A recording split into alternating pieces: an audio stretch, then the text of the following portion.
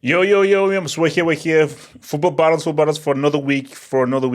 battles, bro. So what we have, it's your boy Foden against El Bellingham. Bellingham's, remember, guys, obviously, so remember, if you are a member, you'd obviously be getting this before the Friday for everyone else, man. So obviously, as I'm doing this, everyone will be feeling so. I was thinking a lot about this because I think, okay, should I put hashtag and everything? But I thought when I just looked at what they both did, so I think Foden and Bellingham is a good one to roll with. So I'm going to roll with Foden and Bellingham, um, two of England's brightest stars, and guys who obviously England will be leaning upon to say what's up for the upcoming World Cup, man. So, oh, did I say something? Hold on there. So let's ride. Where are we here? Where are we here? Talents. Who has more talent now? Let's be real. Both of these guys are very talented. Very, very talented indeed.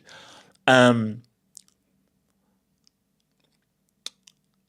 and like if you like Foden was a visit is like look, we can insult Foden only once. He's an amazing talent, and I think that even when he was coming through the ranks, there was a lot to be made about him. And Pep wouldn't put so much stock in a player if he was not that talented.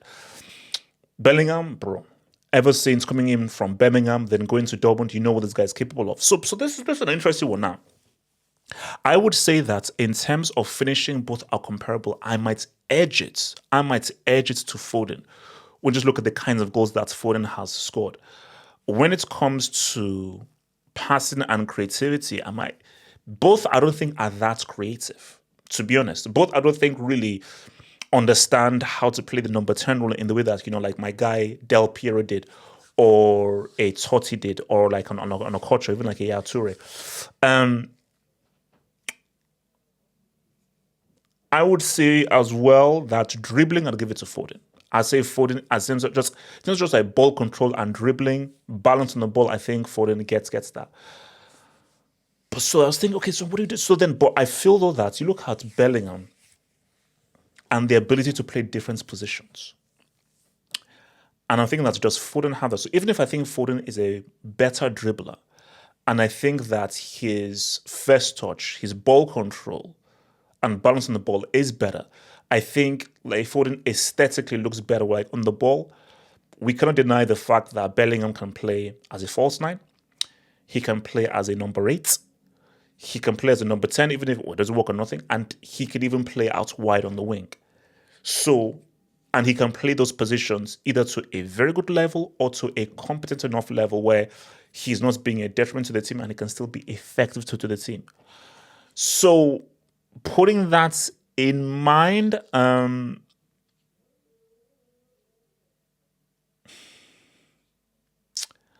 I'd probably I think I've got to give it to your boy. I'll give it to your boy Bellingham. I just think what tipped it in Bellingham's hand is just multiple positions and how he can play multiple positions well, and that is a great talent because each position requires a different skill set and a different ability and a different mentality. And I just think I just think is one of Bellingham's great talents is the fact that you can play him almost anywhere in the middle to final third, and he either do an amazing job for you or a good enough job for you. I don't think Foden can do that. Resume. Now look at this. Both have won the league. Both have won the UCL. Neither has won anything for their country. Although, Foden does have an international trophy that I don't believe your boy Bellingham has because I just want to and I actually believe I actually did watch the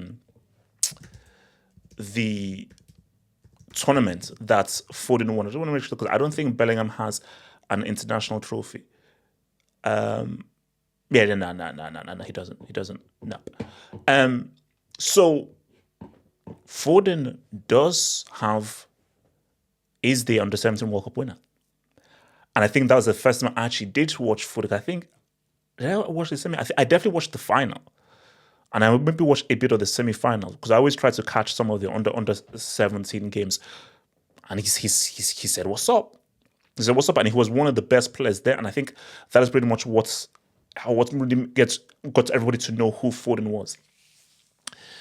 So, and Foden has a treble.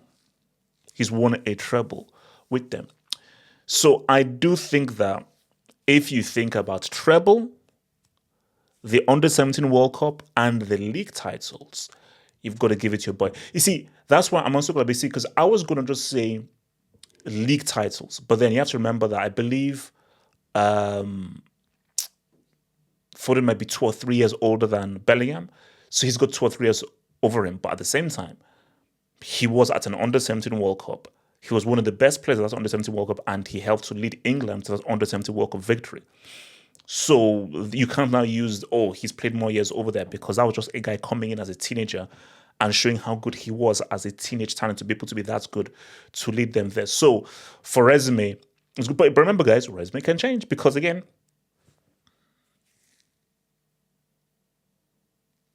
so remember what I say about resume. So check this out. Check this out. This is how happy can change. So if Bellingham is key to Real Madrid winning another UCL, you could tip it to Bellingham's way. Now, if you have a situation where, come the World Cup, remember, I would say it's called the Abaloa complex.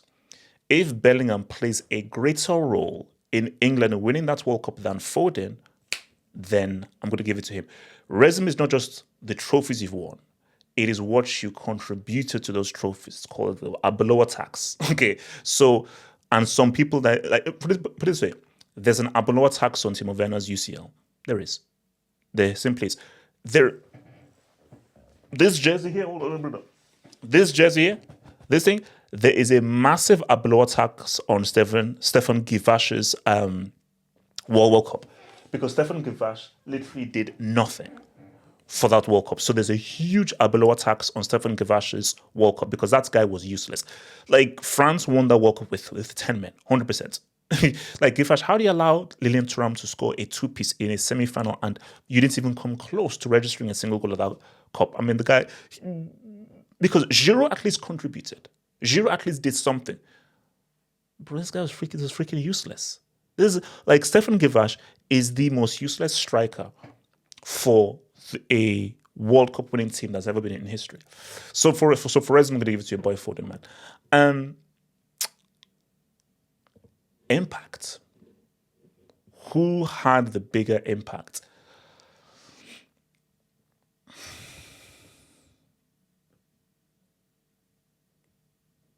See, this is a tricky one. There's impact and there's initial impact. So this is where I am. The bigger initial impact is Foden, because ever since he was a teenager, it was a big deal. So under 17 World Cup, one of the best players in under 17 World Cup, goes to City, huge massive deal made about him, and like, oh, who is this? This might be the way comparing him to Gascoigne. He was being compared to Gascoigne. And just as he sort of fell off a bit, but the initial thing of Foden coming off the under-17 World Cup, now coming to Pep's Man City and his influence to that City team as a young talent, I was like, oh, who is this guy? So that's like the bigger initial impact. But I feel the bigger impact might be Bellingham. Because to go to Real Madrid in your very first season and to have that kind of season that you had was absolutely insane. It was absolutely insane. To the point where, yeah. So, yeah, because okay, I'm just going to do the math. So the Euros was in 2024. 23, yes. Because I believe Bellingham's debut season was, but yeah, Bellingham's debut season was 23, 2024. His debut season was 23, 2024. 24, 2025, last season. And we're not, yes. So his debut season, where he went crazy, scoring all those goals, leads them to the league and to the Champions League. And then, and that Euros, didn't really happen for him and everything, but we now saw what he now did in some of those key games there. And many people argued that he should probably finish second. And they could even, because it was a weird year where Rodri did not deserve to win. Vinny messed up in Copa America, but people made an argument of a Bellingham to winning Ballon d'Or.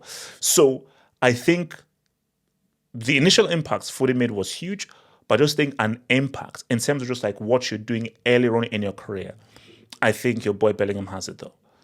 Because I just don't think that. Put it this way, Foden has not done anything for England. Bellingham at least did something for England.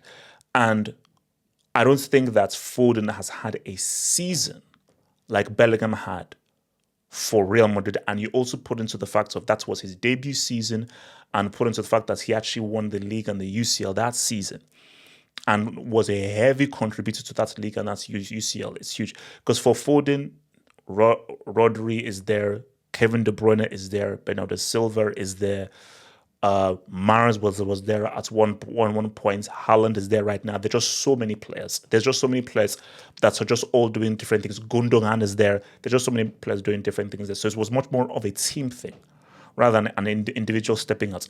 And most guys would say, no, okay, Foden is good. KDB was far more influential than you were. So yeah. There's just one else. Who has taken most L's? Here's my thing. I don't think the L has anything to do with their clubs. I feel in terms of these youngish players, they've both been more successful than not for their clubs. It comes to country. This comes to the country.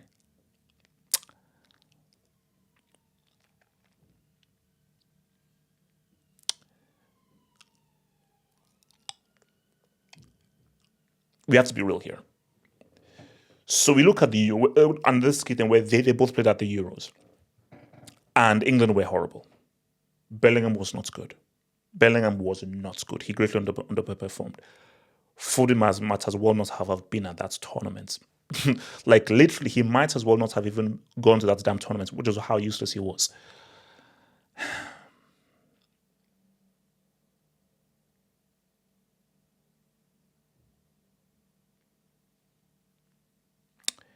Got to keep it a stack. Got to keep it a stack. The reason why, as bad as Bellingham was, as bad as he was, he did something. So I'd rather go with a guy that did something than a guy that did nothing. Foden did not do. Foden has not done anything for England at any major tournaments. Bellingham, at least he did something. He contributed something. Like, bro, even, because remember, Bellingham's first one was the World Cup, and even at the World Cup, he did something. Foden has had 3 major tournaments for England. The Euros, 2 Euros, and 1 World Cup. And in all 3 tournaments, Foden has pretty much, he's done nothing. He's done a next to nothing. So I think the biggest L for Foden is the fact of, with all of your talent, and being heralded as the next Gascoigne, you have contributed a zilch to the national team. And that for me is just a way bigger L than Bellingham's poor performance at those Euros. So that's what I'm going to give the L. And finally, we have your iconic. You see, iconic is interesting. Because I want to say how me actually, because I feel that the most iconic moments is Bellingham's overhead kick.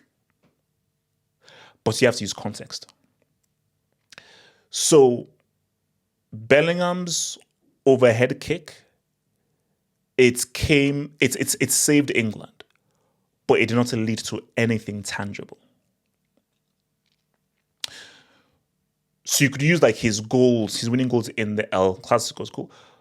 But Foden's goal, I believe it was on the final day of the season for Man City, it's led to a league title. So, see, it's because again, so you almost have to say that, should you tie iconic into winning, or should it be something that is in a vacuum?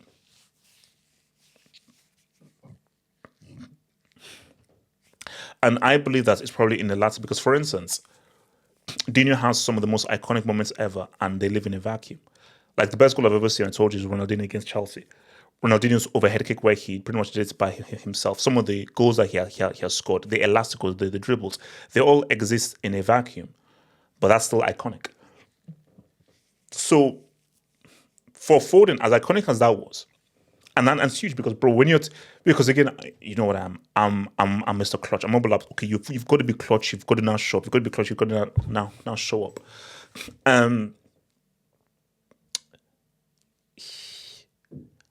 That's why I feel that yeah, I've got to give it to Bellingham.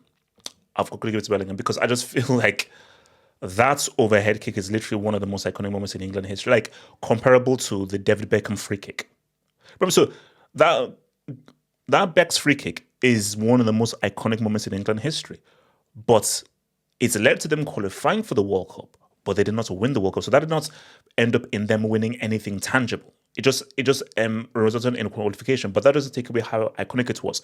So yes, England didn't win the World Cup, but that was still a crazy goal to help them go through to the next round. Where if he doesn't score that, they're out and they face horrendous embarrassment. So I think I said, who else? So look, so those are what I always say to guys. So what things can change? Talent can't change. Impact can change. Those two things cannot change. Resume can change. I believe that can change. Else can change. Because if Bellingham, let's say, drops a stinker at this World Cup in crucial games, and let's say Foden outplays him, World Cup overrules the Euros, and then now maybe bad, or if he drops a stinker in a huge massive game, or he misses a penalty or an open goal, then L is just how big the L is. So that could be boom. An iconic can always change.